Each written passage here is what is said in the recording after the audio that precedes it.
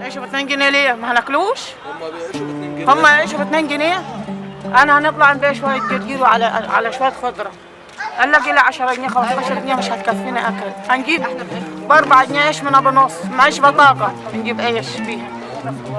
هنجيب عيش من ابو نص جنيه، كل يوم نجيب ب 4 جنيه ما يكفينيش انا وولادي.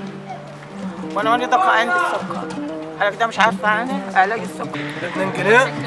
ليه الرغيف بكام؟ ولو انت بتجيب نص جنيه لا لا لا اصبري.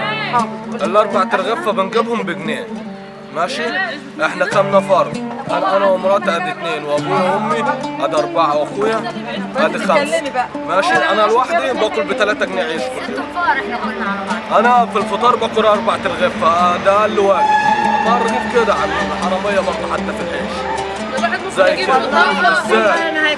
ماشي؟ نجيب فطاقة ب5 جنيه عشان تجيب اي اكله من بره تجيبي، خليها يا عم تجيب لك لحمه ولا كده. شوف كيلو اللحمه بكام، ولا القطه بكام، ولا البصل. فين يا باشا؟ قول يا وزير العدل انت واولادك هتعيشوا كام في اليوم؟